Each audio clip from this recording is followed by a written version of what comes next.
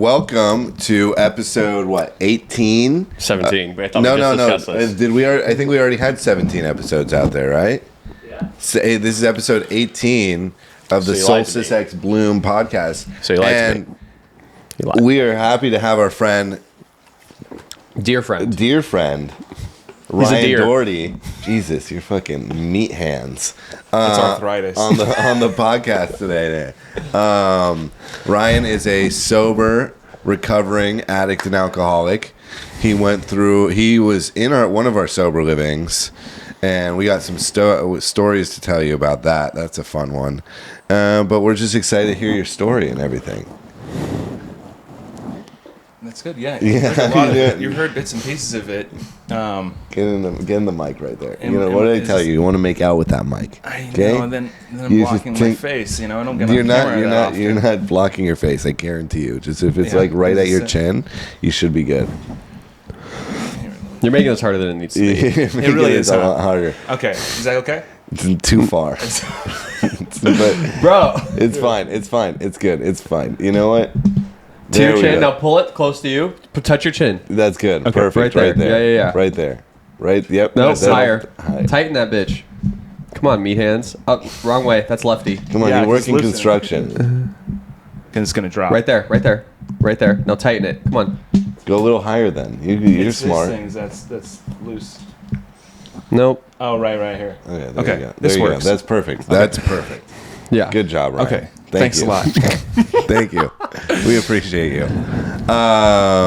Thanks for coming out here and joining us, dude. Yeah. I appreciate that. Yeah, of course. I remember I first met you when Clayton and I were we just opened like the LLC, I think. No, you had just moved back into your dad's house, which is the house that we run Bloom Recovery out of. And we just opened the LLC. The sober living was not in the works yet. Was just kind of like an idea that we're still working with, doing the paperwork. And I remember I met you like in that upstairs room. The huge, we were talking back when I had a small stint of sobriety. Yeah, like I think you had like 6 months or whatnot. That sounds right. Yeah. And you were working at Jinky's Diner. It was. If you remember that. Yeah. And you're like, yeah, man, I'm like super committed to sobriety, and then like a month later you were going out on pills or something. Or you told me you had taken antibiotics and it triggered something in you of like taking the pills. You might have to jog my memory because I forgot about that part. You were right. Which is true. Yeah. But regardless, I just ran into a drug dealer. I was like, let me have a little bit of like a hit. What was funny was that I said no at the gas station when I pulled up to him. He's like, how you doing? I said, I'm doing well. And I said, how are you doing? He's like, not good. So I said, okay, that's like a clear indication. Maybe I should just keep on doing what I'm doing because I'm good and he's bad. It was like simple math. And then I went across the street to Best Buy. It made sense. It was like, it was really easy for me to discern that. But the second time, my judgment failed. Yeah. He parked in the same parking lot because he happened to be going to the store after me. So our errands kind of mirrored each other. And you're like, oh. Yeah. Well, he's doing the same things I'm doing, loaded. Right. I could be loaded. Yeah. Got it. Right. My life is pretty much the same as his already. Yeah. Getting gas and going to Best Buy. Yeah. Where he's probably going to steal shit and return it. Yeah. I don't know about you. The errand itself, but the location was the same. Right. I thought you need a receipt to return things to Best Buy. I don't know. People get creative nowadays, Yeah. But yeah, I was on antibiotics. Definitely, I've been through more of my sobriety now, and not used, to know that that's such a load of shit. And whoever I told saw through that. You told me I saw through that. I'm sure you did. I was like, what the fuck? Antibiotics? Yeah. Is what triggers you? Taking a pill. Just the process of taking a pill. Covering up. Maybe it covered up a lot of the symptoms of using, maybe like fatigue or something. Or like 30 pounds weight loss. But I know that's not true. I knew when I said it. It was funny, dude. You were like driving around in your like little Geo car that was missing like the front seat or something. Yeah, that was the second time. That was, I think, after. That's when I stayed like a night, maybe a night at your guys' place. Two nights. Well, then good for me. That was the funniest shit. That was like you were like Eric took a nap, and then you ran out. Oh, he slept on it. Yeah. Dude. Yeah, that's what happened. So this was like our second client. You were like what? Our second client? Third, you had a guy who had a We really had interesting Steve. story, and Steve. But I'm talking about the other guy. Oh, like we had Paul. Paul. We had Paul. Paul, Paul was yeah. our second guy. And this was still COVID, so like a lot of guys went out during COVID, and I was fairly new to sobriety, and so when I came back, everything was on Zoom. Yeah. which was fine. I didn't know a lot of We just didn't. What was We were normal then? super new, and we just didn't have like that community aspect yet. No, So yeah, like, right. and we needed some solid guys in the beginning that were really about it to help build that community, and you weren't it. But that's okay. That's okay. And that's fair. But how did you guys? What were the finer details of like working that out? Where was the jumping off point? Where was the turning points? Realizing, I think, that it didn't matter like what we did to an extent of like he should be able to like take a nap. You know what I mean? Yeah. Mm-hmm. Right? Yeah, like yeah. no, for real. Like Yeah, if yeah. someone wants to go get loaded, they're gonna go get loaded. Right? We have no control over that. No. You Yeah. know what I mean? Like we provided you with the space, we took you to meetings, right? Like that's really what we did. We implemented like a structure plan of like you need to do step work, like you have to get a sponsor, go to meetings and work the steps. Yeah, morning You know- meditation, nighttime check-in group of frags, like which stands for fears, resentments, amends, gratitude, and service. At the night or evening, we go over all of that stuff. Each client, so we implemented that structure, but also it's just like we were so new. Like I think what you did was like you grabbed the keys for Clayton's room, or maybe it was unlocked, and you like grabbed your keys out of the safe. And then You act like it was some James Bond shit. Like, I hid my keys in the visor, and I walked out the front door. I know, it wasn't like, so it was like you jumped out the window. The screen was out. There was like a guy with like a message, and he gave you the green light with a flat. None of that happened. It was just this dude's asleep. My guy's right down the street. yeah. And I'll be back in a beat. Yeah, I remember because later that night it was like my day. So let's give some backstory. Beginning of the house, Clayton and I move into the house. We're living there. I have the upstairs. Clayton has the downstairs. We're switching days. I do 24 hours. He does 24 hours, changing the guards at 2 p.m. every day. Okay? And it was my day. We were making zero money on Bloom, right? We were zero money. We were not paying ourselves. So I was working a second job doing Helpful Honda. I was your Southern California Helpful Honda guy. On the phone? How was that? No, he would go to events. He would wear the shirt. We'd go to events. I was like the one who was dressed in. It was marketing. It was like event marketing, field marketing. Dude, they sent me to do some cool shit. Like I went to Dodger Stadium. I'd walk on the field with the little kid to like put the ball on the mound, and that was fucking sick. I would like. They were pretty prejudiced though, because I asked him to get me a job, and he was like, "You can't have tattoos." And I was like, "Dude, fuck a Honda." Yeah. There were too many tattoos. I'm never driving a Honda again. Yeah, too many tattoos. And I was at the time. I was driving a two-door Civic, bro, and I was like, dog. He crashed that car and left it in the middle of the driveway for a while. Yeah, dude, you shouldn't crash it. That car Man of just his shit word. out on him. Dude, Shit in out on Santa him. Barbara, and I drove home on the freeway at like 30 to 45 miles an hour the whole way. What were you doing in Santa Barbara? Well, hold on. Nothing, dog. I want to talk about a man of principle. Clayton, you heard that, and I know shortly after there was a span, you probably still drove it, and you left it broken down in the driveway, and I don't know what you drove, but you could have fixed it. So that's a man. So I'm trying to give you a little bit of. Well, so that was my grandmother's car, and she gave it to me when she died. What kind of? It's a Honda Accord, right? Civic, So a two-door there's Civic. emotional attachment to it. So there was an emotional attachment, but also it wasn't like I would have had to replace the transmission, which would have cost more than the car was Like at the worth. time. Yeah. You know what I mean? $3,000 to replace that transmission. It was just that like piece of shit. You know, Yeah. it was hard for me to let go of, and then. It was just nice to see it every day, regardless of how it looked or what it did. Like I saw that shit, and I was just, I got to think of my grandma. I almost cut the tree down on top of your car. I remember. I remember We we had got the whole team. We called. So the sober living. I'd get ropes and things attached, and we swung that tree around the roof. Yeah. In the corner of the roof. I remember you did it with Taylor and Dylan and Me. You. My other sponsee was that old cat. Chuck. No, not Chuck. Chuck. The other dude Chuck. who had a nation. No, Chuck. You know Chuck? Chuck, dude, he was in our house twice. We'll cover Really? cover those guys. Oh, We'll yeah, cover yeah, those guys. yeah. Chuck. Yes, I remember Chuck. Yeah.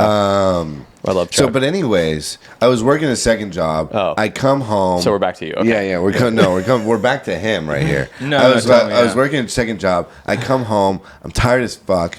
I was just like, it was just at like 2 or 3 p.m. changing the guards. I was like, Ryan, just chill out. Like, don't do anything. Like, I'll be like, I'm in my room. If you need anything, I'm gonna take a nap. So I go take a nap for like hour, 2 hours. I come back, and this fool is fucking loaded, dude. Just like, I was like, what the fuck? Yeah. And I remember I was like, Yeah. okay, let's go to a meeting. I'm like, let's go to an AA meeting. I didn't really I had my suspicion he was loaded, but I didn't confront him. And I was like, let's go to an AA meeting. And we go to the Conejo Creek Park meeting because it was all outdoor. And this fool is like nodding out in the middle of the we're sitting front row because I tell everybody I sit front row. We sit right in the front. He's nodding out in the front, dude. It wasn't inconspicuous at all. No. I thought maybe. And you were he saying was some maybe wild shit too. Like you were Really? you were saying some wild shit. Yeah. Well, I believe you. Yeah. I don't remember. I don't remember any of that, but I remember this. Yeah. The risk to reward at that time in early sobriety for any guy is pretty low. Because you're so used to that familiar state of hell that it didn't mark. I mean, and also, I'm so close with Clayton as growing up that he already had seen how shitty I was and had removed himself, so was familiar with that too. So, it's kind of like my mind was telling me no, and my body was telling me yes. Yeah. What was like? So you guys grew up together. Yeah. That's how you guys knew each other. When did you guys meet? Like second grade? No. Kindergarten? Man, you can go back because there was a checkered past. I think, because he was really close with my brother. Okay. He But grew up not really- for a minute. I didn't like any of you guys. Right. You didn't that's- like anybody, really. I still don't. Yeah. I actually hate you guys. Dude, I'm every time I get asked to lead, every other time, and Clayton can attest, I'm pretty sure I make it very clear that I don't want to be here, and I have a hard time enjoying my time, especially when it's shared with a person in conversation, because I don't like you people. And it's not that At least you're I honest. truly detest these individuals, but as a group, I just don't like everybody. I don't like everybody's noise. I just want to be quiet, stop saying stupid things, and I want people to do things the way I want them to do. But Right. the way I do it is in my style that seems like I really have a big issue with it. It's a very unique style. I hate people with love. Yeah. It is what it is. But going back to how we met, yeah, it started out with me not liking you guys. I think it started with judgment. I remember one time there was a big trailer. We're playing a football game, and Tucker. This is the reason I didn't like Tucker. Tucker's dad was the coach. You don't like the coach's son. You just don't. Yeah. No, And he's also 2.5 years younger than I am. How the fuck did he get on the team? How old are you? I'm 29. Oh, yeah, he's 27. Yeah, Is he that it's young? it's so pretty much 2 years, right? So he's like my younger brother's age. He's a little bit older, like a few months, and it's just like I look at my younger brother and I look at him. They're totally different animals. Yeah. It's probably my younger brother's fault, but also Tucker was very mature for his age. But regardless, at that time we're all immature kids, and he was, what do you think position he played? What do you Quarterback. think? Yeah. I'm out here like. It's not like he wasn't good, though. No, he was good for his level, but I remember we would do drills where there would be a circle around guys and you'd have to adjust and you'd call out numbers and then they would tackle whoever was in the center. So everybody would stand in a circle around this person in the center and they would take on tackles and have to defend or tackle back or whatever it was. And man, we fucking had a field day with Tucker. He was just a little. His weight class was a little smaller. You know what I mean? He just wasn't. There's a jumping off point when kids are developing. Yeah. So we fucked his ass up. But he was a talented kid. And then one day we were at a game, and this is where I really hate Clayton. Clayton, I remember her mom. I remember her mom screaming all the time, and she was cool. Everybody, like, I liked your mom and your dad. It's just the fact that the son was, you know, your mom was hooping and hollering about you doing something. Like, where the hell is Clayton? Why does he even matter right now? And you're jumping on like one of those trailers, on those big storage trailers. And you said something back to your mom and was like, dude, I just couldn't. But you guys all had a little more malice than I was disciplined in a way where it's like, my dad would, you know, come home. He already had a short temper coming home. You know, he was like a plumber. And so I was just like, oh no, he's like jumping on and he's being very disobedient right now. Where it was a football game? It was a football game. At Newberry? Oh, I don't think it was at Newberry. Was it like Pop Warner? Or was Yeah, it was, but I'm trying to... I don't remember. It doesn't matter. Maybe I made it up in a dream, but still, it gave me a reason enough not to like you. Yeah. Yeah. That's another reason, you know. But yeah, then after that, you know, we hung out with similar friends, and there was a group of people. We were also neighbors too, so we would frequently break bread and trade hands and stuff. We were into the We would all sneak out. Me and my brother would sneak out, go down to the donut shop that was 24 hours, and the guy would sell us Black and Milds at the time. So we'd be going down at like 13, 14. Oh yeah. Maybe even younger, and they're selling us Black and Milds Oh, for they $1. sell singles. I was tall, but He was like, always pretty tall, yeah. still, you know, like he wasn't, and he was, dude. They knew damn well at that donut shop you guys were not 18 years old. No. Okay? Yeah. They But that's an were like, interesting they don't thing give to a catch fuck. up to on too, because that donut shop is a big part, I believe, of Bloom recovery too, and it's a big part of our story as kids, because it was like a respawn point, like a default. Yeah. If you and I walked, we were on the phone, we got off the phone, we were on our doorstep, and we started walking, we would Be there at the the same- seat the same time. We were equidistant from each other. You know, and we had a couple other people in the neighborhood, namely it's a girl, Ollie, and her mom was negligent. Is the word. Yeah. We can use a different word as we were kids. Oh, she's chill as fuck. We're 13, dude. We can bring vodka over there. Dude, she'll rub promethazine on our cigarettes. Yeah, exactly. Dude, we were so I know young. that. It was really bad. And then she had some girlfriends. She had some girlfriends I used to hang out. Yeah, but like the reason, dude, because I've known Ollie since kindergarten, and our kindergarten teacher and her dad ran away together. Oh my He got God. her Hold on. pregnant. Tell me again. So Ollie's dad and our kindergarten Tom and our kindergarten teacher ran away together because he got her pregnant Oh my god. in kindergarten. So Tom is a dirtbag. Yeah. Okay, so because the way I understood it, Or now, maybe he fell in love. I don't know. But dude, I mean, we did something so terrible to Tom. Because I have a kid now, you know. Yeah. And Pam's got a few kids, and Tom's probably made mistakes. He could probably be a dirtbag. Doesn't take away the fact that he's got 3 kids who absolutely loathe him, and it probably doesn't help that Pam reinforces that in the kids' heads. And one day we saw, and this is also in the same neighborhood we all grew up, you know, down the street from Bloom, down the street from the donut shop, down the street from obviously each other, and we saw like a lot of, you know, cardboard, you know, life-size figures, like cartoons. One was like Tom and Jerry or whatever. There was a clown, like Bozo the Clown or something. So we wrote Tom on Bozo the Clown and put a little cigarette and bloodshot eyes and like a wet stain, and just made him look like a total scumbag, this cardboard, and we stood it out. We placed it in front of the doorway when we knew Tom was coming in to probably check on his kids that he had no like parental guidance over. This was at the donut shop? No. This was at Ollie's house. This is okay. how we really clicked, I felt, you know, meeting at Ollie's house, because it was an open house for young kids. For you to do whatever the fuck you want. Yeah, pretty much. Whatever. They had a bar in the garage. It was awesome. And he came over, and he was so pissed, and we just giggled and laughed and stuff. And like, God, sometimes I think about that. I feel so fucking terrible. I saw him at a liquor store.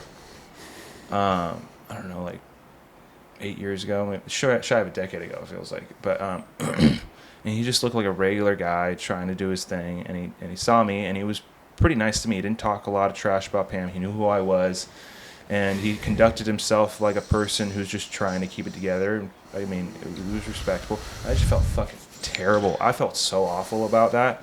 But I haven't seen him since. But anyways, that house, one night Tucker came over to what I thought was like my childhood hangout, my friend's house up the street, and he brought a couple people I did not like, me not liking people, but they had good reason. It was his kid Zach and and Ray. Yeah. And at the time we're 14, 15 maybe. I'm just getting into my freshman year. It was like this summer, and I got all these guys together, groups of money, and we got like oldie English, the malt liquor, and we got like 8 of them amongst like 5 of us or something, or whatever we got like 2 for each of us as kids, and Zach and Ray drank it, and they passed out on the couch after like one. They shared one together and like left it in the fridge rolling around. It's like, you guys are lame. Tucker, younger than them, like stayed up with me and my buddy Johnny, who was still struggling to get sober. We met up a little bit ago, but I think he's out again.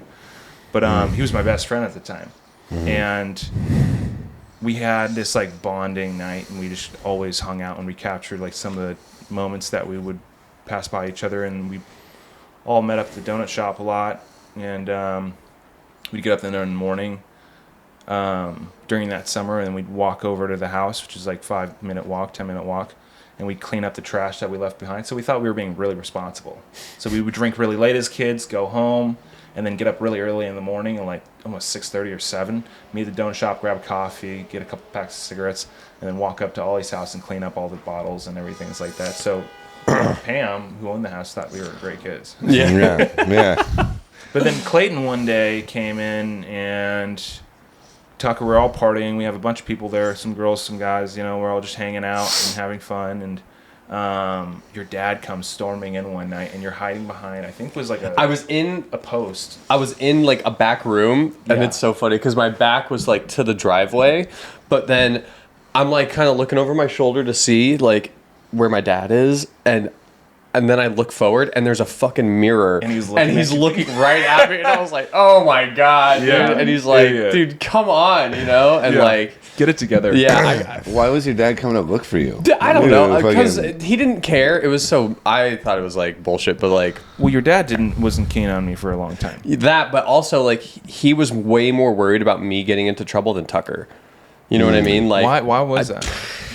I don't know, but Tucker would do way worse shit. You know what I mean? Yeah. Like, way worse. Yeah, and I was always like, and he was like, not once did he ever come to look for Tucker. I know, they broke in the middle of the night, swooped you, and you're like, I guess Clayton's gone. Yeah. Sneaks out twice, like, gets taken to fucking Egypt or wherever they took you. Yeah. Utah, same difference. Yeah, so it's pretty much the same place. But yeah, we bonded and we got loaded together. He started his journey of sobriety, and I get a sense of that when we talk. And you guys would get high together all the time as like kids, right? We would do dirtbag shit. We would just do like pills, maybe if there was like some coke around, but coke wasn't huge at our age at that point. And then it turned into a party or drug, and I think we were going towards, at least I was like either... We are very similar in the sense of like, when we get fucked up, we don't want to be around a lot of people. Yeah. You know what I mean? So when it came group. time to like do drugs, it was like, what's going to keep us separated from people? Right. You know what I mean? And that's like dope. Which like, is interesting heroin. too, is like, and I think that you guys are an outlier in the same way as you and I both bonded as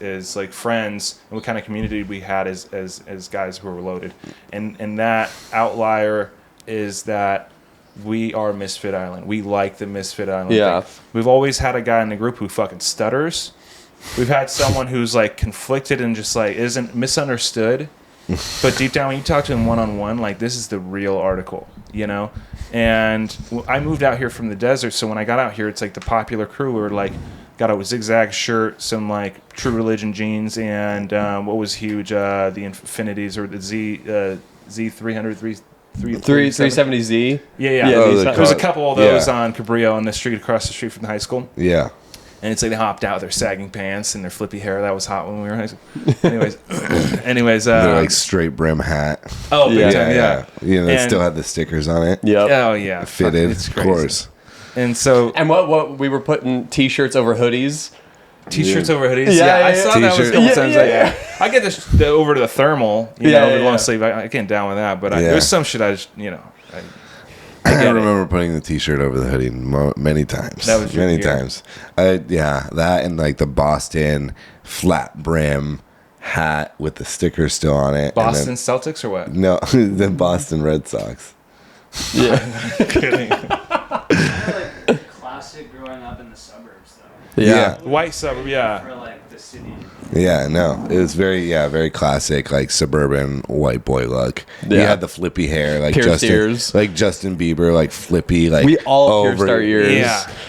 Yeah, well, I had them taken out. I wore a beanie after school one day, and my dad's like, "You got your ears pierced or something? You need to take this shit out of your head, dude." And So I was like, "All right." when did you get into like hard drugs, like heroin? When did you? At what age was that for you? Senior year is when. I thought it was like right when Junior- you were started working at Mastro's. Well, that's when I found like the great plug, and I was consistently using heroin. Like you said, we do things in private, and there was always a point. Even my hard drinking friends, when I drank with your brother or people of the like, they would go home after time, and I would continue to drink or continue to use whatever you're using. So if we had Coke, like I always wanted more than anybody else. If we were, using pills, like I always wanted a little bit extra. I wasn't a big pill head per se, but when oxys were popping, like that was something like, oh man, I want to store that. I want to get more of that. Yeah. And so Taylor Jensen, and there was a couple guys who were a year or 2 years older than I was, and they would get heroin, but it was always a hit or miss thing. And I was just like, I don't want to try that. So I tried to keep myself away from it, and I almost acted like that's not something I'm necessarily into. Like it's not that, I wouldn't reduce myself to that. It's just I wanted to say, oh, it's boo-boo. Just like I say about fentanyl now. These new guys who are getting sober, it's like, oh, fentanyl. I've shot fentanyl. Fentanyl's got no wheels. That's the reason I do. But you best believe I couldn't, if heroin was off the street and there was only fentanyl, I'd be running fentanyl all the time. But I have to tell myself that I hate something in order to stay away from it. Sometimes it's not part of my solution. It's part of its sickness.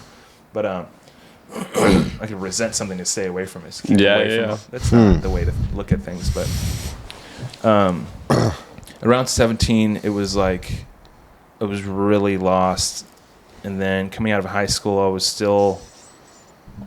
I think I got kicked out for just leaving empty bottles of liquor all around the garage. I'd stay up and do my thing, and he said, "You got to bounce." And so I had a little bottle in my backpack, and I took off, and I went to this girl Alex's house. It was kind of like the female version of like the guys who skip high school and smoke weed in their garage. It was like all these girls. And so I ended up screwing a couple of them. It just happens. Yeah.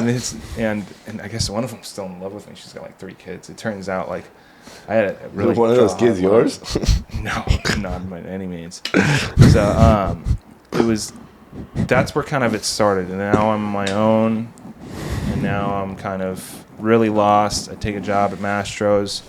I kind of cut out a little bit of alcohol. I just smoke a little weed, do a little bit of coke. It starts popping up. So I started doing coke a lot for a few months. And then say, this shit's trash. I hate this. And you get crystal every once in a while. And then you're like, I want to be depressed. I want to be set down. And I ran into a dude who he would get these Whoppers. They look like candies, the Whoppers. Oh, yeah. And it was going around at the time. And it just was the best heroin I'd had, since like the shit stepped on in high school. And so I was far from home in my mind, and like physically, that was the furthest job I had done. I didn't like some stuff here and there, but long story short, I just got hooked on it. And I would skip work, and I would just eventually lose my job and go to jail constantly. Well, you caught a DUI. Got a DUI, yeah. In the Del Taco drive-through. Yeah, you bet your ass, yeah. And that was wild. And that was another reason you lost your, because you lost your car. No, it wasn't the reason. Oh, I thought that was. That's your ass. No. Well, I don't think they cared about that. They knew I was. There was. They knew there were a few guys that were heavily addicted to heroin. The only person who stayed and kicked it and got fired for some other reason a year or 2 down the line was this waiter named Danny. Oh yeah, but that I know why that he got was fired. a different story. Yeah. This was at Mastro's? This is at Mastro's. The Ocean Club, like I took over Chart House. It was just a bunch of heroin addicts working at the Mastro's Ocean Club. Okay, you was just starting up. You guys don't know this. You guys are having your filet mignon and it's served to you with a bunch of fucking heroin. Well, the addicts. manager is Q. I'm not gonna say any more than that. You know who Q is. Yeah. Q was like, you know how they do the pre-shift meetings?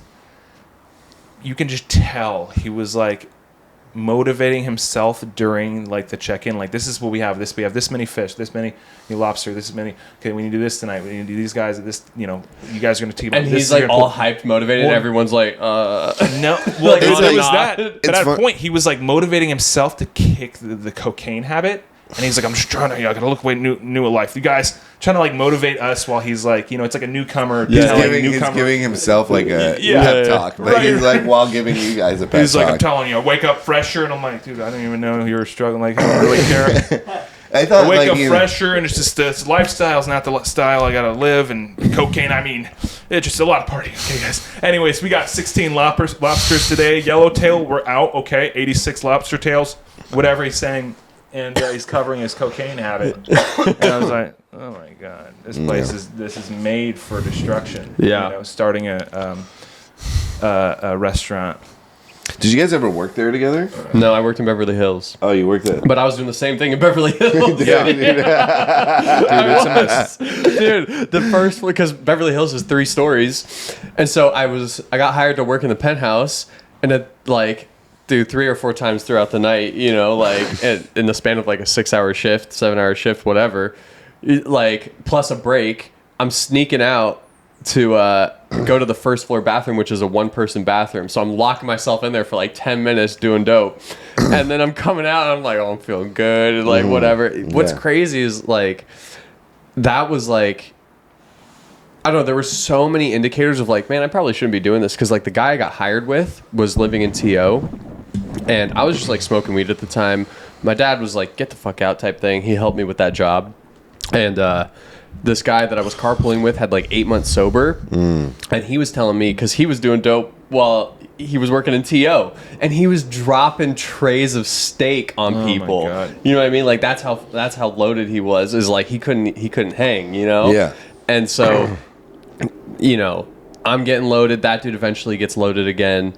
And like, dude, he was living at one of our event coordinator's house because just like he couldn't figure it out, like he couldn't make enough money and use to like have his own space. So he was staying with a manager and he ended up dying there. Oh my god. He like OD'd on the couch. Like she said that like he found him like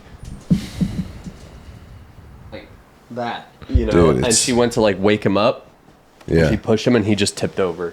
Oh, No. Jesus. Like, dude, and that happened, and then like the dude I'm getting loaded with, who also, I talk about this a lot and I still feel like guilty, but like at the end of the day, like I said, like if people want to get loaded, they're going to get loaded, Yeah. But this dude had like 2.5 years sober, and he was living at Liberty House. And we ended up getting loaded together. He gets tested like literally the day that like he got loaded, he got drug tested. Yeah. And he ended up moving in with me. And we were just like, just being dirt bags, working there together. It was fucked. But apparently Mastro's is like, attracts, heroin addicts. And the funny thing is the trope for restaurant servers or restaurant staff is that they all do cocaine because it keeps them up and they have to stay up through the night. That was right. They were cool with that. They knew that was going on. You got the dude who's making seafood towers, got your bunk Coke for you, $20 like a little baggie. The mise en place tray in the single bathroom. That's all standard. Yeah. That's all run of the mill garden variety. Oh, big time. Yeah. And but when heroin entered, it was like, oh, it's going a little too far. Like that's like party drug to like, it's either I'm going to be an artist or die, or both. Yeah. It's like one of those, So I got a DUI. I was running late all the time. I think they're just ready to clip me. I was the last one on the chopping block aside from Danny. I think Danny was keeping it. But Danny also left tables for like an hour, to go to Santa Monica and pick up. I don't know, dude. He's skin of his teeth. Grew up Mormon, dude. Grew up a Mormon. Big time, yeah. But yeah, after that, I just went back to what I was doing as a kid before I even got into like hard drugs, so just robbing people. Like I would just do a lot of B&Es and That was your first case you caught, right? Was for I had a stolen. Yeah, it was a, I don't know if it was a car. No, it was you a and car. Chris. I thought, bro. Well, yeah. Yeah. So there was, they wanted to try and get me for over 35 houses in Newburyport alone. Was that accurate? Oh, probably more. Oh, It was probably, so much more. I Jesus. was like, I don't recall, you know. And it was a lot. Man. It was like every day at school. Like I got pretty good at it, you know. And Would you do it during the day or at nighttime? day people sleep at night. you Yeah, know? yeah. People are there at nighttime. Yeah, People you are go to during school, the you day, get off like- school, people are working or after school things, you know, you kind of scope out houses. There's a wash, you know, a system of washes that run behind homes, and, you know, you can always be like, oh, I threw my football. As a kid, it's easier to get. You ever see that show of, like, how to break into a house, and then after these career criminals break into the sets, like on Discovery Channel, after they break into the house, they look at all the weak points of the house, and then they do a state-of-the-art security system around the house for the homeowner. But there's one guy who like dressed up as a jogger, and he's like, oh, just scope out houses, and like all those little interesting niche ways to like scope out and recon a house, like I did, you know what I mean? Yeah. Not fucking being there with binoculars and shit. It was just like, you know, it was, Binoculars. I at one point I was probably like 13, and I was like, I'm coming up on enough money where I could just buy a car, not insure it, just drive it from school and whatever, be the only like sophomore to be like cruising around, or a freshman even, just cruising around like some beat up Cadillac or something, because I'm only taking it down the street, and just be that guy, you know. It's still from everybody and everything. Not necessarily my friends. I thought I had like some honor and taste to it, but at the end of the day, like I wasn't even a klepto, but it was just so sick. And I broke into warehouses and stores and just Schools. dashed, huh? And schools. Schools, yeah, schools were good. schools were great. I don't know, but yeah, I mean all those things, and just, I mean, especially in my addiction, just running from the police. I took a buddy of mine who sold dope, and I said, I'm coming up on like $1,200 a night, you know, just on the strength. It's pretty much like the medium rate, you know. Yeah. It's good, you know what I mean, for a junkie. That's awesome. Who's not selling dope? Yeah. And it was consistent, you know. I'd get dropped off somewhere and walk back to my other point, and through that I'd pick a little route to, you know, to hit cars or homes and whatever, lock boxes and things like that. And then if I found a car, then, you know, and I can get in the car, which was a gay guy who's like the hardest like thief that I knew. Like Tommy on hot wire cars, older cars, certain cars, you know. Well, after a while, it just became a little too hard and too difficult to do that. It was, you know, once you got the car started, then it would lock, and you'd have to break the steering column. So that whole thing was kind of out. But I noticed a lot of people leave their keys in cars they're not driving all the time. So I felt like, morally, like, well, they're not going. This is not their daily driver.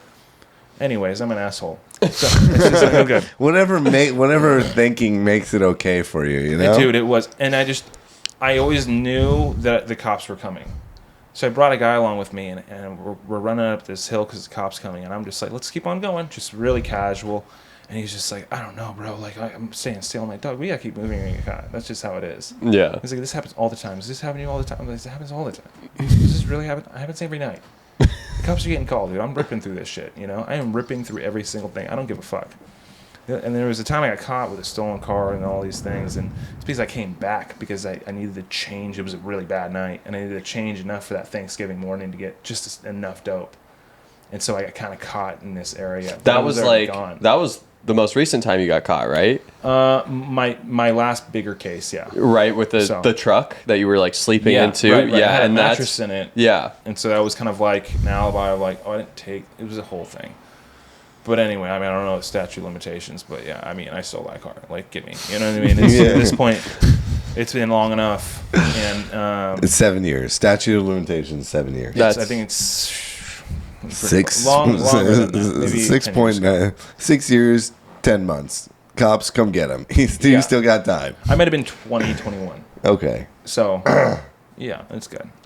So, did you serve time for being in for these B&E cases? Well, when I was a kid, there was like a whole sting operation for that. Yeah, they didn't Wasn't there? Yeah, they were on my ass. Yeah, because the kid that they did catch, they were like, Right. they set you up. Well, we set up with something with each other. We thought we were going to dupe the cops. Yeah. And Chris is not the brightest guy. So it was this whole thing, and I felt so bad. I was like, dude, like, listen, they're coming to my house right now. And he's like, I know they're coming to your house. And I go into a buddy of mine's house, and they didn't really talk to him, but his name's all over the paperwork. So what happened? It doesn't matter, you know. Bottom line is I talked to this kid, and he said, we don't know that we're talking. I can call you today. They're going to be monitoring my calls. You can play this off and be like, hey, yo, bro. And you'd be like, I don't know what you're talking about, dude. You're weirding me out, and I'm out of here. I thought that was enough to throw his name out of like the case they were building against him. Mm-hmm. And he says, yeah, dude, I'm at the park right now. Like, I was dropping in the trash can. I'm like, dog, what are you doing? And they already know where he's at. So, like, they have cops basically linked up between that place and my house.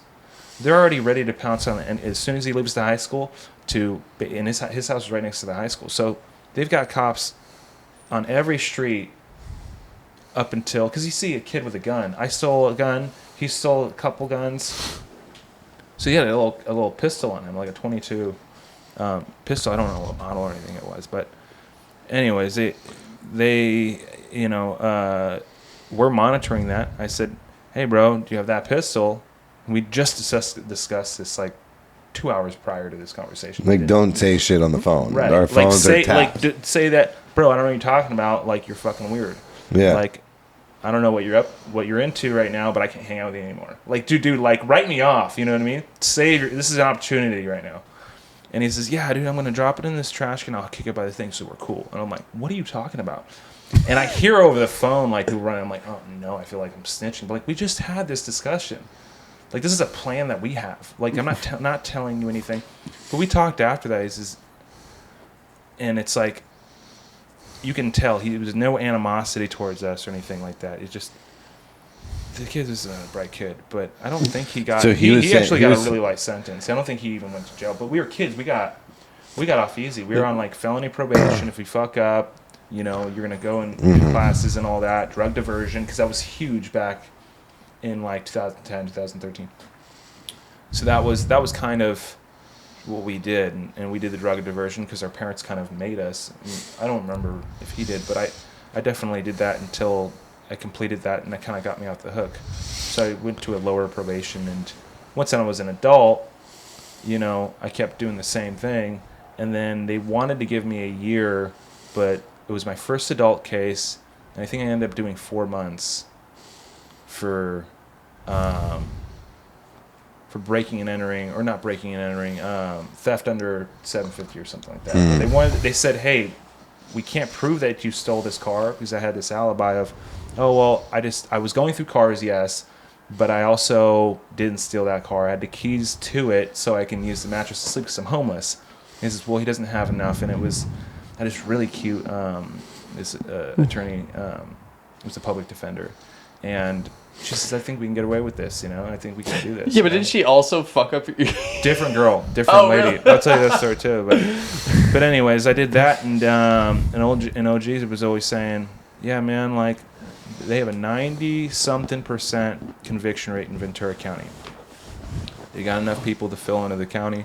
They're going to get you for little shit. Even big shit, they're going to give you less time, and they're going to flex on you and say, if you don't take this deal, we're going to take it to the box, and we will put you away for max time. And it wasn't like a tactic to scare me. It just made a lot of sense, and I just said, I mean, most of these guys are guilty, so guilty. You know, 3 to 4 months for something like that, for Grand Theft Auto. It was driving without a license, or unlawful driving a vehicle. So they gave me misdemeanors. They said you can take the felonies, and you can, you know, not take the time, you'll have felonies, or we can put you on felony probation for 5 years. So another OG said that, you know, they give you plenty of rope to hang you with, because if they have this conviction rate, you get out of jail sooner, but you're going to be talking to the cops a lot. You know, you're going to be on probation for a long time. They're going to be up your ass. And that was the case. And I did probably, after that, I probably did a year and a half for the next couple of years, just, you know, collectively maybe 6 months outside of jail, but I was just in and out of jail all the fucking time. Jesus. Yeah. Which is cool. I mean, it's like, as far as jails go, like, that one was pretty mellow. Mm-hmm. You know, which is nice. But I did the tour in the Ventura County, so I went to Santa Paula, East Valley, and then I went to the main jail of Victoria, or wherever it's at. And yeah, I mean, it was dude, for the first time, I had discipline. You know what I mean? I woke up. I was like 100 or 210 pounds, just stacked. You know what I mean? I had a regiment. Like, I read books all the time. I wrote all the time. I was a part of the program. Mm-hmm. And that was the only program I knew until I went and did a format that was very, like, disciplined and had a really great chain of accountability. That's something that I say about you is that, like, I'm using, like, examples to people, especially if they're still getting high or they're close to, like, going out. It's like, yo, I got homies that thrive in jail. And then I look at them and I'm like, do you think you could do that? And of course they're like, no, it's because the kids we deal with are mostly just like, the suburban kids who have never really, like, done time. You know what I mean? Yeah. And it's like, no, like, you're going to get fucked up in there, you know? It is. Yeah, it definitely is the case, because, like, a lot of these kids that go in there are like stress boxing, or they're short timing it, and they aren't used to that, so they think they could sleep their days away. And it's like, the only the adage is like the only way is through. And it's crazy. I mean, I was born through a more conventional and conservative way of life, and my dad would work long hours, and my mom would take care of 3 kids in the desert. We were born in Lancaster, and it just was like a very modest growing up. So when I grew up here, it was a very culture shock. Everybody was handed everything, and everybody was celebrated for it. It's tenacity and chivalry and all these, like, things were just like, they were, there was a feeling of indignance when that was discussed, on my part, like, it's missing, it's no longer here. Hard work is gone, and we're in Thousand Oaks, California, just like, it was just different. A lot of people who stayed there and born there were more blue collar people. People who moved back were a lot of white collar, like, high finance and things like that. So I could not relate. It didn't help that the elementary school I went to was a block from my house, so it was convenient, and it was also the school that my mom went to. It was, the majority was a white, school, and it was just all, like, Project 8 living kids, mostly Hispanics from these little townhomes that used to be college homes for kids for my mom back in the 80s. And so it was like me and a handful of white kids and a bunch of Mexican kids who, like, lived with their uncle, aunt, mom, dad, like, cousins, and you know what I mean? So it just was like, it was weird, and I think it was like I had to prove myself. I'm like, I'm from the sand, dog. Like, I'll fuck you up, I'm not playing around, like, little white kid. There's a stigma growing up. It's like, oh, you're white, I can beat your ass. I'm like, I'll fucking beat the brakes off you. I mean, like, my dad made me hold a flashlight, when I was younger. Like, there's nothing you're gonna tell me that's gonna hurt my feelings or not provoke me. The flashlight. Hold the flashlight. He's like, never hey, seen hold those this memes? flashlight for me. And he's like, hold it right here. Your dad kind of bitches at you for holding the flashlight on something he's trying to fix, and there's nothing you can do right? And it's like, the worst thing you can tell, I'm in the trades now, and it's like the worst thing somebody could be told in the trades is wait in the truck. Oh, fuck. Just wait in the truck. Just Why don't you go wait in the truck? Yeah. Just sit down, you know what I mean? Oh, God. So when you were ready to get sober, and you did try and get sober, how many times did you actually try and get sober? Because there was that 6-month stint that you had where I first met you, and then there was a couple other tries after that. So this is time 3 here, and then the first time I felt like I had a connection. I didn't know where I was, but it felt like kind of like the same way as jail, but obviously the luxuries, and I had some gratitude because it was a lot more. There was a lot more freedom, and I think that following the suggestion and meeting it while watching others fail by lack of trying just made it sound like, okay, 95% rate of, like, that's the rate of relapse. That's the percentage, that's the likelihood of relapse. And I'm like, well, here's the 95% of relapse right here. And it's like the small differences in the suggestions and willingness that I need to take is so small to put me in that 5% of sobriety. So I saw, like, a hole open, and I met a guy who was running the house, had 3 years, and he just seemed to me like a guy who played ball with. He was raised in Santa Clarita, and just very similar outlook on life. And we didn't talk a lot, but there was a certain level of respect and admiration for each other. I think that he thought early on he could count on me in the house, and he was the manager there.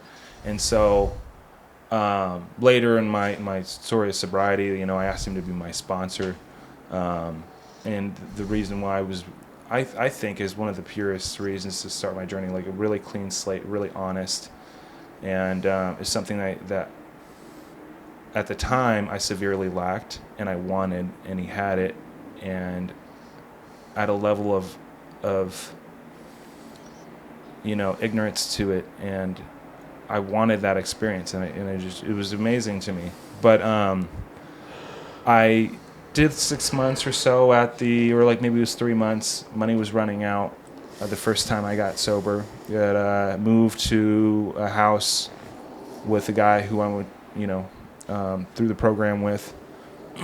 Got loaded, and that was the Jinky story. And then it was 4 times because I tried with you guys after that. Mm-hmm. Yeah, I don't know. Or maybe it was between that and I spent like a month somewhere, and I was already right. I had a really bad. Well, there's jail in between all of that. Yeah. That's right. I remember there was another time where you came back to our house. I don't know. It was like after you got loaded. Pizza. You came back to our house from you're like, guys, let me back in the house. You're so high, and you're like, but I brought you guys pizza from Cheesecake Factory, guys. Yeah. So I was like, come on, guys. There's like 3 pieces left. It's like half-eaten pizza. I'm like, where's the rest of you? You're like, I traded it for dope. Yeah, I don't know where I did with it. Yeah, I do remember that. Could you go into that story on detail so I could clip it? What The pizza story? Yeah. Okay. Yeah. Well, when I first went out, and I have a tendency to be gifted cars. It's weird, luck of the Irish, I guess. And one of the cars was a 1996 Geo Metro, and it was painted matte black, and I thought that was ghetto. It was a little 5-speed, so getting up from Lancaster back up to town was a bitch. But it just was like a little piece of shit, go-kart.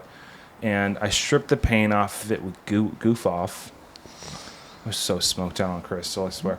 And it's so bad, dude.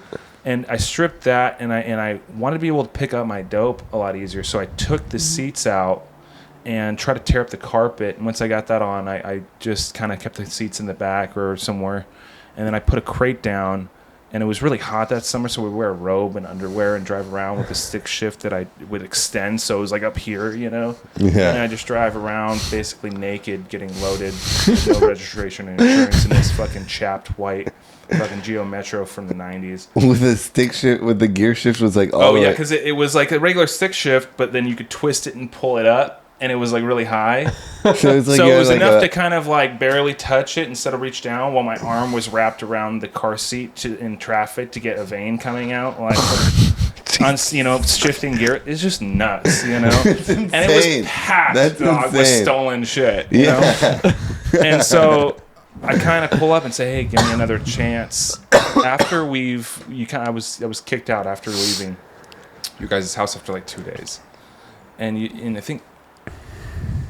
I think you guys just looked at the house. This is the first time, actually, we went to the house. I pull up to the house. You were going to give me a chance, and I'm unloading all of this this stolen shit that means nothing to me. It's just garbage, and I'm trying to pull it into the house. Like, oh, these are all my things. I need this stuff. Dude, you had so much. I had an office in there. I had a home gym in there. Can I tell you? You had like a typewriter. I had a typewriter. You had a fucking typewriter. I would typewrite in the valley, shoot dope, in traffic, smoking a cigarette. You're like, I'm trying I to be a get poet. an ice cream scooper so my dope wouldn't spill out of my spoon. And you know what I mean? Because it would teeter. It would tilt. Dog, I was fucking... Dude. Smart. Yeah. And you tape it to the center console, and you just torch it. Yeah, oh, dude. Well, I had to lift it in ports. So it was a whole thing, So I had a whole, medical office in my car, Dude, I also remember study, bookshelf. Dude, I also remember you had lawn chairs. So much baseball equipment, as if you were a fucking coach for a team. You had baseball bats, baseball gloves, fucking baseballs. Oh, I had a hobbies when I tee. was using. You had a tee. You're like, I'm gonna be in the MLB, Eric. I'm trying to become Dude. like a pitching coach or something. Or like, That's I'm trying a beautiful to, story you too. know? Is that I could not put my bat on the ball when I was a kid. I'd always get doubles. I'd run really fast. I was like, I just that wasn't the strongest part of my game. And my dad and I, that's what we bonded over. Loved baseball. Every time I watch a baseball game, don't look at me, or baseball game or movie, don't look at me. I'm gonna be crying. It's bad, and it's so sentimental to me.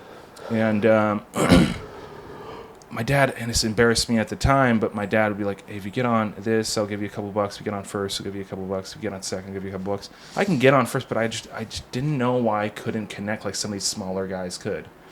And I got loaded, got some baseball stuff, and I went to these batting cages in Simi Valley. I know which like one. a bamboo it is. bat. It's an Yeah. outdoor thing, and it's like I was running 80 miles an hour, just hitting the shit out of these balls. Yeah. While Just you were fucking- loaded? Oh, like, because there was just no stress. It was alone. Nobody was there. And I was trying out every bat, and they're heavier, they're wood. You're not playing with aluminum. And I'm really just fucking perfect. Where did you get all this baseball Left, equipment? center, every time, big dog. It was Where- fucking beautiful, Just line drive right in the fucking little bloopers where I can just pitch that ball. Where did you get all this baseball equipment? Stole it. What are you talking about? What do you mean? You think I paid for this? No, with Dick's, I It's all- spent a little bit of money at Dick's, you know what I mean? And I found Still some stuff that I used to have. It's Yeah. still all of it. So you show up to our house. How did you? Why did you go to pizza, or why did you get to bring pizza to our house? Well, Where were you before gift that? cards. Okay. So a lot of things. I wouldn't steal credit cards, but still gift cards. And one of the gift cards was a place called Cheesecake Factory. You might have heard of it. They have one. No, I don't like to go there. I don't either, but it was a gift card. And so pizza sounded good. I'm dope, dope sick. I'm like 145 pounds. So I'm like, I don't even know. I don't even want to eat. I just want like a little bit of the crust. So I'm like, fuck, I'm gonna go back there and just be like, listen, I'm sorry, like thinking it would be. This is the bright spot of my life. So my best thinking said that I can get back in if I bought you guys pizza, not that you can afford your own or anything. I know you guys are starting a business, and maybe we can make this into a weekly thing.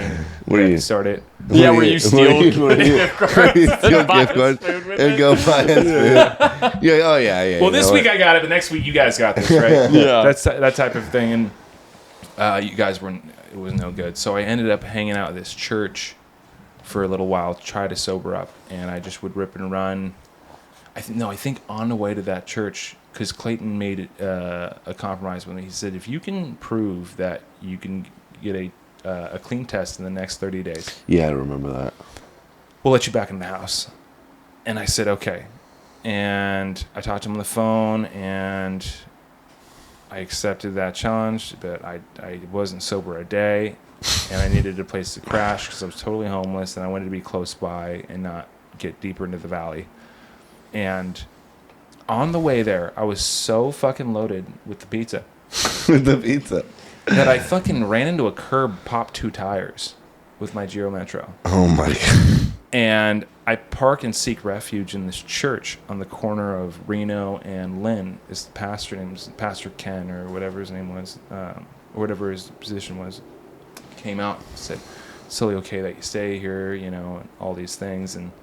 And luck would have it, there was a guy I knew from high school who lived on the wall that shared, that divided me from the parking lot in his backyard, and he would lend me a hose every once in a while. I'm like, I'm going there, man.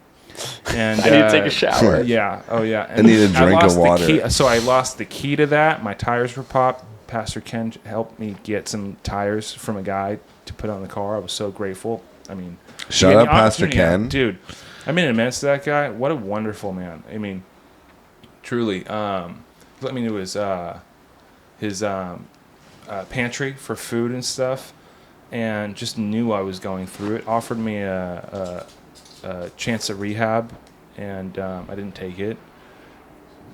And it just he was a really, really kind man. And my car was such an eyesore on Saturdays when they would pass out food to people.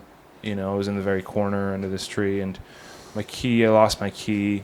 So I would just leave my car unlocked with stolen stuff in there, 2 pop tires. And when I did have a key, I would drive it anyways, like a few blocks to Albertsons.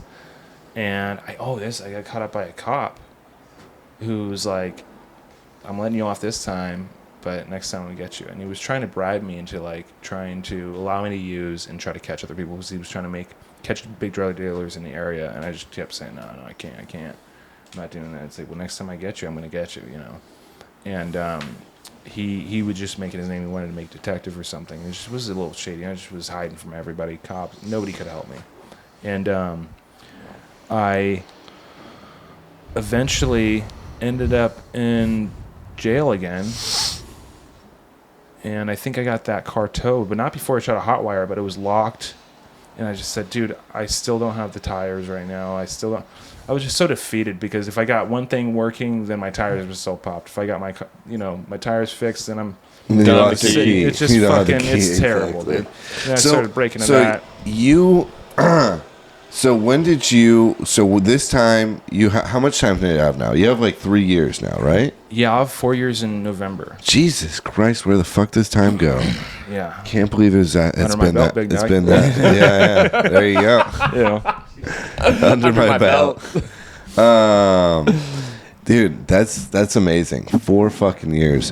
What has been working for you this time to maintain long-term sobriety? Oh man. Well, I guess I'll address my sponsor. You know, in this, my newer sponsor. I'm going through the work again with a friend of mine. He's a little older. He's got more experience and something that I can learn from, and he's been there for me. But this guy is about maybe a year older than I am. So he's a young guy. And he had a few years. It was my first time being exposed to the steps. And when I relapsed and came back, everything was on Zoom, and I saw him on a Zoom call. Okay, and we were sponsee brothers. And he was going with this guy Russell, who's taking some guys to the work. And he says, "Yeah, I'm new." And I said, "Dude, how are you new? Like to me, you had everything together, you know." And still, like, I'd maybe be a little let down now. Like, man, you had everything together. So he had a handful of months, maybe, you know, or just going back through the work, and got through the work in a few months, and that's how kind of like the format that we did to do the work. That's how quickly we get through it. And he had something in his story that I desired, I wanted, and I never had, and probably the same reason that I am still sober today. You know, because you're asked, what are you looking for? Find someone that has what you want in these rooms, and ask them to sponsor you. Take their suggestion. You know, because our knowledge and what I can tell you and how pretty I can make it look, if I stand off the language, like, it's not as useful as my experience, is what, you know, I believe. And through this guy's experience, he did something I never could have. Because I have to go to jail in order to, you know, submit, you know. You can't even beat me into a state of reasonableness. You have to still trap me. Like, there's just no, I'm not even sick. I'm just stupid, apparently. Mm-hmm. And this dude went over states and told everybody he was going to try to do lineman school. And so he's out there, no program, gets loaded, and he calls his sponsor the next week or something, or a couple days, and says, "Hey, I need to come back, and I need to go back through the work." He didn't go through the sober living, none of that. I couldn't do that. This man had something I wanted. I related to him the first time, but this time he had something I wanted. That thing was faith. His faith that this thing truly works. So much that he's willing to cross state lines and call a sponsor and get back into work. That was fucking amazing to me. It's something I never had. And, you know, I realized that even when I went through the work, I never truly sought that faith. I never was challenged by life and continued to seek like this faith and rely on faith. And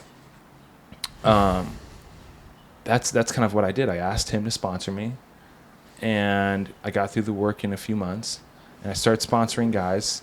At a year, my girlfriend at the time was pregnant, and I don't think she was ready for the adjustment period that took place when I got sober and I was dependable, because she'd been with me through that whole stint of going to jail. She's sick too, you know what I mean? Yeah. For doing that. But yeah, she loved me so much, and she had this level of control because of that, because I relied on her. I gave her all my sweet everything else, you know, after drug use. And I think that catered to, or maybe even pandered to her defects and insecurities and things. And it was really hard on her when I came back, and I was attractive in every way, you know, to women, to employers, to people who needed help, to parents, to my friends again, to her friends again, to her in a way that maybe told her that she didn't need to help me anymore. She no longer had the control. She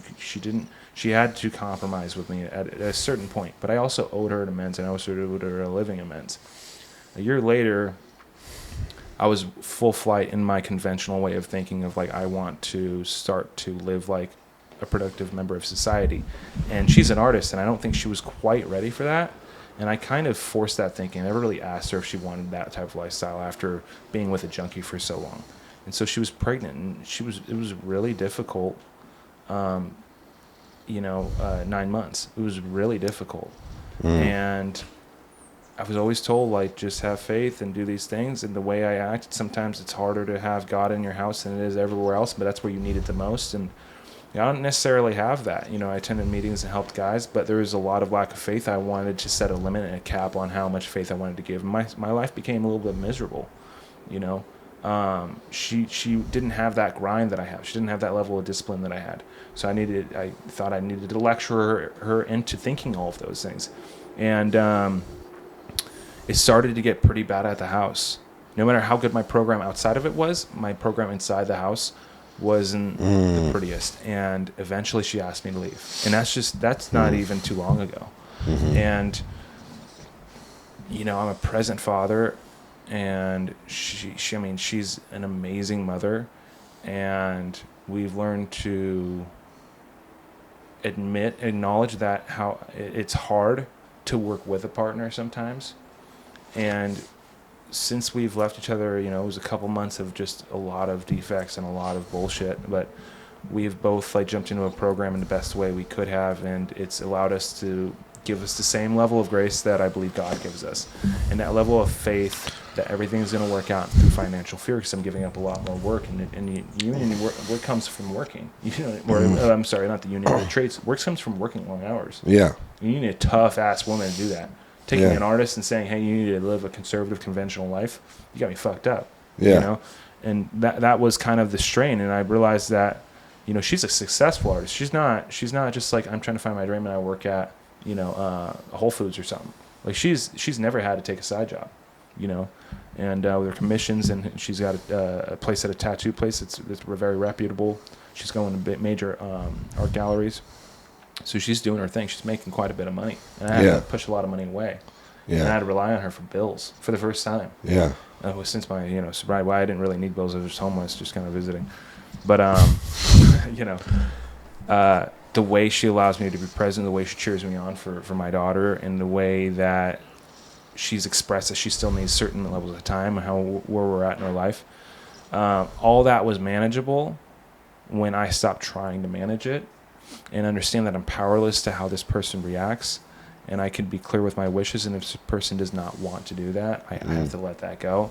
And what's happened is that God's, in a sense, plan for me was beyond my wildest dreams. And I've seen it once, but I don't learn my lesson after I touch the stove and it burns me. I have to keep listening. So I have to maintain that level of discipline into my faith. I have to practice faith on a daily basis. And sometimes it looks like me waking up and fucking have a bad thought in my head, smoking a cigarette and farting in my truck on my way to work, bitching about whatever, the state of the nation, wondering why everybody gets it so easy and I have it so bad. That's sometimes the way it looks in the morning. You know what I mean? Yeah. But it's always been like a part of my routine to make a conscious effort to lean in that faith. And what I've got in return is that I've been able to use this story in the right rooms with tact and consideration of who's in it, women, sponsees, newcomers, and share this story. And I've been asked back just to attend the meeting, to lead, to show people the experience that, like, your life can be good and you could have good sobriety and bad things can happen. My dad just had a major surgery and I totally forgot the date. My mom's pissed at me, so I'm visiting him. He's not, he's beaten up by the same kind of trade that I'm into. And just through all that, it's like this relief from the amount of faith that I try and place ahead of my own desires has kept me sober today. Of course. Straight up. Well, people forget that the 12 steps in this the program is not for it's the main goal isn't to get sober. The main goal is to build this faith with a higher power, Exactly. in which you could rely upon, and that will carry you through difficult situations, whether it's with a wife, whether it's with your kids, whether it's with your employer, whoever it be, and that it'll provide you this roadmap to navigate you through these situations. Right. And from talking to you, just hearing the dichotomy of like who you were before you got sober and who you are 4 years later, like you've definitely underwent this psychic change. Yeah, absolutely. And the thing I like to touch on that you can't bring up to a newcomer, it's like, to get faith, it requires faith. Yeah. And that's what's like, it's become more lax of a guy in the position of taking other men through the work. But I try to preface something. This is not going to help. 1, 2, and 3 is not going to help. The fourth might not even help. Yeah. Until you take other guys through the work and start doing those things, like only then it might help. When I went back through the work, I had my first white light experience at my second step, but it didn't happen through just doing the work once. I had to have seen it so many times. I needed to have that experience. I know so many things, but there's so much that I don't know, and partially because I don't know what it feels like in that experience, and my experience told me that I should keep doing this, Mm-hmm. and that's been a huge part of trying to get guys sober, and it's helped me sustain from having resentments towards newcomers, because I'm like, just get a grip. That's what I want to say. Just like my dad, I want to be my dad. My dad's just like, just get it to fucking together, Sometimes it's that for sometimes like I just have this lack of understanding and compassion towards newcomers, and I just kind of like smack myself in the face. I'm like, dude, I was the exact same way, because it's like you're 4 years out of it, You're 4 years like out of it. You still got a long way to still go to get out of the woods, but it's. I have to go back to these newcomer meetings to kind of remember what it was like, and just identify with the newcomer and be like, okay, I was doing the same crazy shit that they were, and I forget. Because the one thing about addicts and alcoholics is we have short-term memory loss. We will forget quickly I did how that. bad it is. Yeah. And I brought pizza back. Yeah, I brought pizza. Dude, That's kind of nice. telling you these stories, you're like, wait, I did that? Oh yeah, it's really rough. Yeah, and it's just like, so it's just like, sometimes I have this lack of compassion and understanding for these newcomers and be like, just fucking get it. Just get it. Like, why don't you get it, Well, who's good cop and who's bad cop out of you guys? Oh, I'm always bad cop. He's a good cop. Do you think? Yeah. Do you think that's true? It's like... I think that there's a different... I don't know. And this is no, offense to you, but, I'm way more involved. I take them to the gym, 4 or 5 days a week. You know what I mean? So we have different relationships. He's like nagging mom, and you're like dad. Yeah, but I'm they just know that I don't tolerate any sort of bullshit. Right. Yeah. You know what I mean? I'm cool. If you ask me for something and I say no, all I want to hear is okay. Right. And then fuck off. Well, right? And usually what happens is I'll go back and I'll be like, let's compromise. Mm-hmm. Right? Because I want you to be okay with not getting your way. You know what I mean? Right. Which is a huge downfall, I think. Even for me still to this day is a lot of, not a lot of the time. It's all definitely time. changed. Not a lot of the time. No. But that's something, it's the entitlement, the ego, especially when guys are new and they're feeling good and it's I deserve this. It's you don't deserve anything, bro. Yeah. I don't deserve anything. I feel this good. I get this shit. I get to do this stuff. Mm-hmm. You get to do this stuff. Mm-hmm. You know what I mean? So it's doing my best to check their egos and entitlement and all that kind of shit. Like I said, all I want to hear is okay, right? And even still, some of the guys already know that about me, and they're like, hey, I want to ask, can I do this, this, and this? And I'm like, I don't even have to say the no part. I know they already know what's up, and I'll just be like, well, let's compromise, right? How about if you do this, and then this, I'll suggest that, one guy wanted to spend the weekend or spend a week at his lady's house because her parents were gone, and they said it was cool. I was like, well, look, you can't miss frags. I'll tell you what, like, you can stay there, but you got to hit at least you got to hit frags at least 3 days this week. Right? Right. And then I still need you going to meetings. He's like, I'm cool with that. That's Yeah. totally cool. I bet. Have fun. Enjoy your time. Right? My part then is to like ensure that he does follow through with his word. You know what I mean? Which he did. Which it's like, dude, this is how relationships work. This is how Right. life works, right? Give and take. You're not going to always get what you want. You're not always going to like understand. Like, you don't have to know why. You know what I mean? Like, if someone tells you no, why? Like, dude, shut the fuck up. You know? Dude, I'll say this is that how I got sober, I went to Oak Forest Recovery, okay? I worked there, did the whole thing, whatever. It worked for me. And you guys had a relationship, and then you build relationships among the hub of, like, you know, what's the biggest rehab, you know, center at that time. And some things work for some guys, some things don't, you know. Sometimes the contrary is true. And what I have found, what I've experienced, what I've seen through the years of you guys being up is that there's from the outside looking in, less structure in your guys' homes, but what you're describing of that level of real relationships trumps that of any other bigger rehabilitation center. And that is, maybe there isn't, you know, a buggy, you know, a drug buggy taking you to the meetings and doing that and checking all the boxes, but there is a person who is going to confront and call, and they know who they're talking to, you know.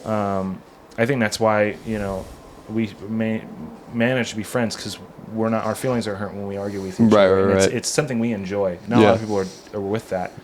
But the level of compassion when you articulate, this is the line, and I'm willing to understand where you're coming from, and I want you to use this as like an actual sober living home, not a rehab that's inside of a home, you know. And I think that's what a lot of people do. It's like, well, we have a better rehab, it's better structured, so therefore it's cleaner, it's better, it produces more recovery. But that's not the case. I see just as many, if not more, guys getting sober from your place than I do out of these recovery centers that have, you know, rehab centers attached to it. They got all that shit, Yeah. right? The And it's buses and not other like, things. dude, and that's the thing is, like, it's not like their fault, right? Like, their goal was to like grow and like be a big, you know, entity, and that's what they are, and that's fine. But when that happens, you take like the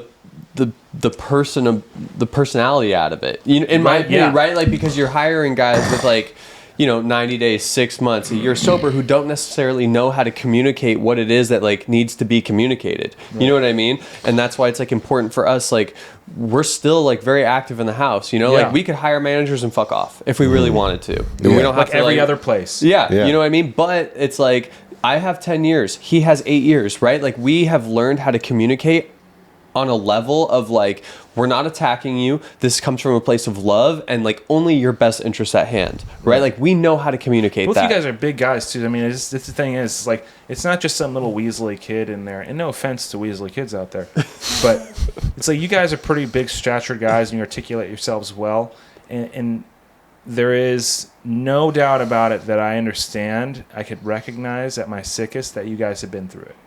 You know, and that level of confidence and mixed with compassion, giving you enough rope to hang yourself with, is always is a very slippery slope. And what you guys managed to do is very interesting. It's like, it couldn't work if the slots were filled, doing the same thing you guys do with different people. That's what's so fucking unique, is that, maybe the lights stay on a little bit longer at the house, right? Maybe there's not a strict, like, hey, your night lights are off, this and that. But it's like, all those things at the end of the day, those things are managed not because this helps your sobriety. It's because they want to be lucrative, and it has been the case. And apparently, you guys are prospering from the same thing. Is that this is about sobriety first. This isn't about like joining whatever clique or club. This is about making mistakes in a safe environment and still knowing that there's going to be a level of assertiveness that is unmatched by other places, because there's no fear on that side. That stature that you guys present is really interesting. You know, there is no holds barred, and in a way, this is what I thought was so funny. I said, "You're really gonna go with Bloom?" And and it's just like the way I always like juxtaposition, things that appear very neutral or light, and just having like, you know, it's like a big guy named Tiny, you know. Yeah. I love it. It's just very like organic and beautiful and nourishing, and just the way that I've seen both of you guys combat the alcoholic in a way that the alcoholism in an alcoholic, right? Not combating like these clients, but the disease is a very interesting, thing to watch happen, and it's definitely set you guys apart in the community in a very unique way, and set yourselves apart as like an entity, and to manage to still be in the conversation with some of these bigger hubs is crazy. You know what I mean? I wouldn't doubt it from you guys. You know, I wouldn't say, oh, really them, but that's why I say like that outlier and being part of the conversation in the running, like we talked about. You've always been for the misfits, and I fucking love that. You know what I mean? Like I just love like, hey, dude, you're lost. Come down to the donut shop. We'll fucking smoke some dope. You know what I mean? Yeah. And now it's like, yo, let's go to the donut shop. Like you fucking have a little ism. Let's go to the donut shop and read the book. You know? Yeah, I just did that with a guy. Dude. I just read I just went over to work with a guy at the donut Dustin shop. Mecca. I always forget how like fucking integral that it didn't dawn on me until you start talking about it, how integral that donut shop has been. Oh, I mean, We got donut tattoos, bro. Oh yeah, we did. Well, Jesus, those calves are insane, dog. yeah, you should see me climb a roof like an animal. It's faded now, but Yeah. yeah, man, it's it's a huge part of it. Meet me at the donut shop, dog. Dude, it's That could what be donut like shop? that. What do you That mean? could be the. Yeah, that could not be Judy's, bro. Yeah, it's Judy's. That could be the name. That could be like the title of some like A24 short film. We you tried. know? We did Yeah, that. We had to did sit that. down. We filmed like a With little our film skit. buddy. Yeah, we filmed a skit at the donut shop with our friend Dimitri, who was like a film major. Oh yeah, I met that guy. We helped his Dude, parents it's move out. great. It was Yeah. just me and him just talking To like. illustrate some of how integral the donut shop was, it was a safe haven for us while we were using, and a place to grow when we were in recovery. And the reason that is that we ran into, when we were kids, we had a small hub of guys. It was like the little crew, right? Like five, and then people Right. would fade in and out too. That's You know true, what but I there mean? was always like that core. right? Yeah. And so there was also a few guys that were like 15 years older than us. I would say 20 years, maybe. Oh, the real Older late crew. night. They'd been going in there since Yeah. '95, and it was the only place that stayed open in Newbury Park, or that part of the county, 24 hours.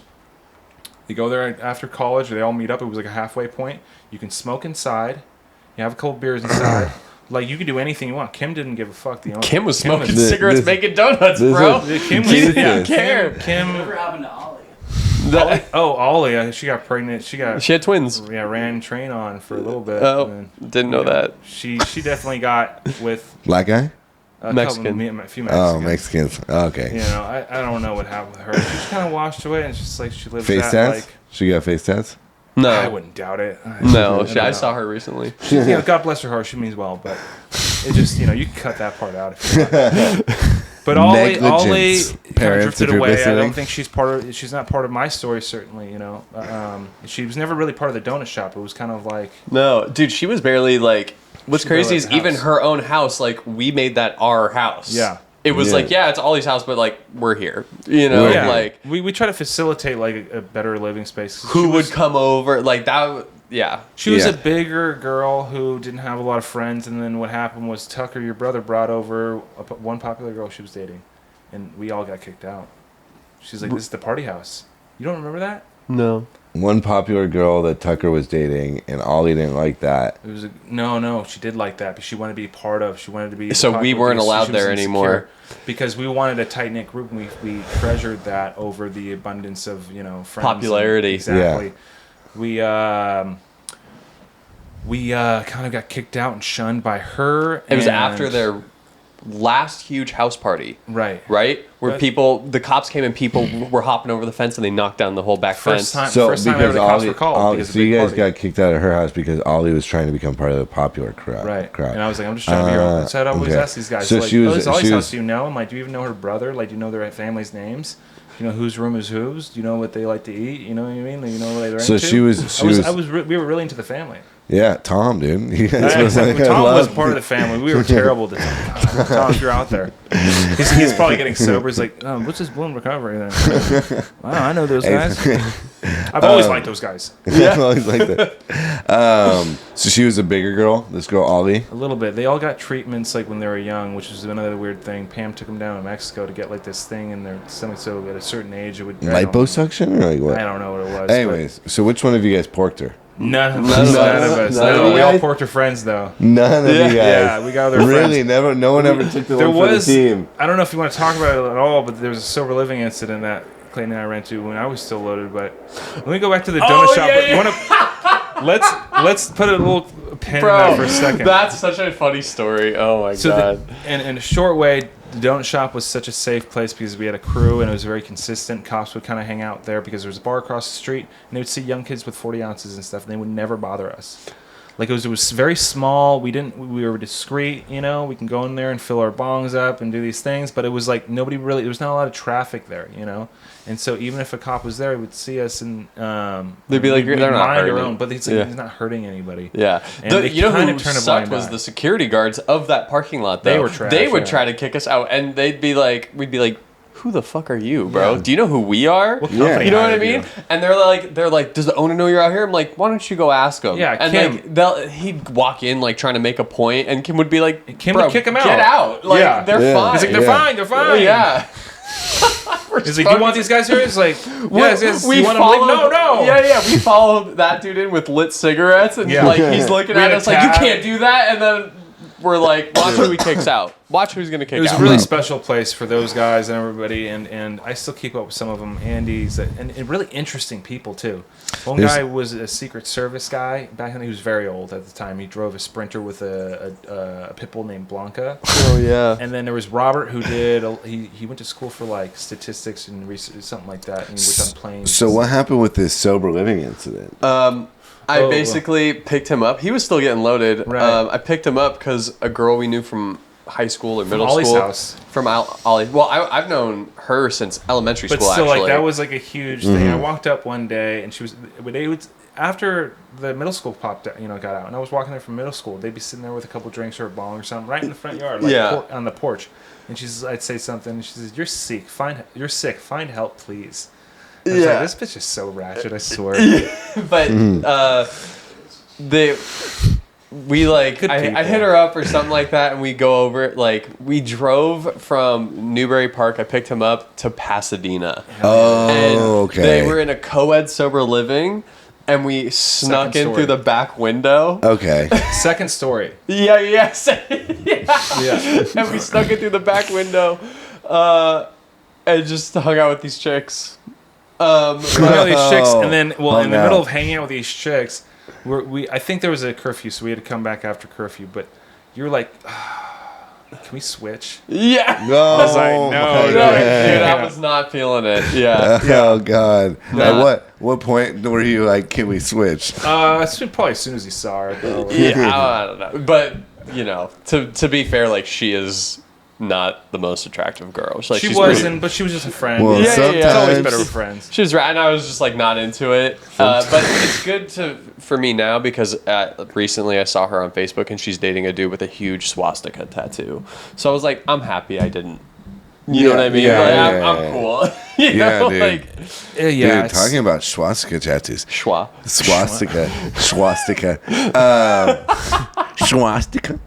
Oh, are you going to bring up Homeboy? Yeah, fucking Chase, bro. Yeah, This triple guy, murder. this guy had swastika. This guy was Jewish, and he had swastika tattoos. Was he? Yeah, I think he was Jewish. He told me he was Jewish. Yeah, I don't know what he told me he was, but Yeah, he was Jewish. I don't know. Did you see the nose on that guy? Yeah, he's I think he fucking called it Jewish. a beak. Yeah, He called yeah, it, he's like, that's the beak. That's Yeah. the beak, dude. Guy just went. He was in our house for like 6 months, and And to be honest, in sobriety, so much fun to be around. Like, such a great guy. Like, I genuinely have good memories with this dude, and unfortunately, it's just like he's a very he's a complicated person in the sense of like he is complicated, and again, a lot of addiction comes with mental health issues, and I think for him, like, he had a lot of mental health issues that kind of flew under the radar because he was able to present so well when he was sober. He was a pathological liar. He's a pathological liar. And just like He would lie, he would manipulate to get his way. I remember even with like the smallest things, I'd call him out like all the time with the smallest things, like the grocery list. Yeah. He would like manipulate his way to get groceries. I was like, stop trying to control. This is like a big character defect of yours. So like, you're trying to control, you're trying to manipulate, and you're trying to rally the house together to control the shopping when you know there's a budget, there's what I get and what this is, and I'm willing to take considerations, but like, you are trying to way overstep your boundaries here. Yeah. You know? And it was just part of like his character. It's like, I'm just gonna manipulate, control, lie, do whatever I want. But anyways, this guy who was at years ago, like 2 years ago now, almost 3 years ago, he was at our house for 6 months, and he was like, when he was sober, he was fucking on, dude. Yeah. He was on. Like, he was able to, you know, talk the talk, walk the walk for the most part. Did the work. Did the work well, yeah. Did the work. But it just came out in the news. I think he was, in Arizona? He's in Abutaki, Arizona, and he just got arrested for triple murder. For triple homicide. And He just arson, got... too. and Well, arson. yeah, but I don't think that's the least amount of So Well, go over all his charges, basically yeah. what happened was it was a drug deal gone bad. He was going to pick these people up for a drug deal. He was not No. He owed money. He owed $300. He owed $300. I heard it was $540. No, I just read yesterday. Okay. He specific. owed $300 to this dude, and he went over there to try to like Pick up drugs. and I'm sure they were like, well, no, I'm not going to sell to you. Like, you owe me money, blah blah blah. Like, give me my money. And then he was probably dope sick or something, and just like went in and just did some heinous shit. He like stabbed one of the girls 29 times. That was not going to be specific. You can look it up. You can look it up. Yeah. Yeah, it's but I was terrible. not It's gonna- sad. It's it was sad. But the insane. thing is, too, like, at first when He I was read probably that, into some drug-induced psychosis on meth. That That- sounds like meth behavior. I'm not but gonna lie. also, bro, like, when I first heard that, I was like, no way. Because the stories that he's told us, we both were like, that sounds like But that bullshit. makes you wonder now. But then it's like, What it seemed like to me, what I assumed at first was that someone did that, he owed a debt, and they were like, go burn this apartment down and you'll be good. That's initially what I thought. Yeah. Well, there's Was a that he guy who's with him now who's much older than him, probably put a lot of shit in his head. I mean, he's always struck me as a guy who's done some hard time, but also, probably has been bullied quite a bit and probably needs to be manipulated into thinking.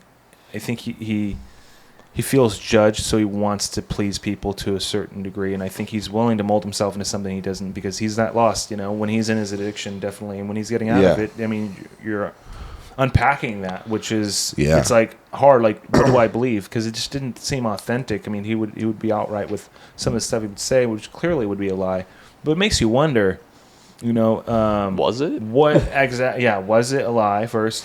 And I mean, I wish I could remember everything. You know what I mean? Did you knew Chase? I sponsored Chase. You sponsored him. Yeah. Okay. So it's your fault. It's your fault. Yeah. I mean, it hasn't been a pattern So yet. Let's hope it's not. But it was a crazy story, man. Yeah. But listen, it's been 2 hours. I appreciate you coming on the podcast. Yeah, you I bet. appreciate hearing your story. We've been a part of each other's lives for a few years now. You guys have been a part of each other's lives for your entire life, pretty much. I'm so happy that we could just chop it up on the podcast and just like talk shop. Dude, yeah, it's been a pleasure. Talk recovery. I love any opportunity to sit down with you guys and talk. But anytime he comes over, he's a great construction worker, handyman, roofer, jack of all trades. He's like our go-to guy that comes over and fixes our house when we need it. And I always look forward to you coming over because we're going to talk shop. Like, we're just going to talk. We're going to get into the weeds. We're just going to talk about life. Always. Clayton leaves because he thinks he has time with me later or something. Yeah. But you and I, we talk. Yeah, we'll sit in the He's like, garage. gotta do something. Talk to you later. We'll enjoy coffee. We'll sit and talk Taking me for a for while. granted. And I love it. But I don't see you as much. So when I come over, it's like I'm always psyched to see you guys both. Yeah. It's it's fun to see you guys bicker and bitch and try to figure everything out, because when everything is happening and you are that type of, you're in this industry, you know, people have like usually one guy or two guys who run the show. And every action is dictated off how this person feels, and it loses its authenticity. And to see you guys like, you know, come together and mash it all up is like more of it's like a family. It's like two brothers trying to figure out like a common goal. It's just closer, you know. Yeah. I feel closer to the center of that thing, which is dope. It's always a pleasure to be around. Truly. Dude, thank you. Thank Got you. so much love for you, man. Dude, got a I love ton you of guys, love for too. you guys, for you, Ryan. Thank you for so much for coming on again, dude. I appreciate it.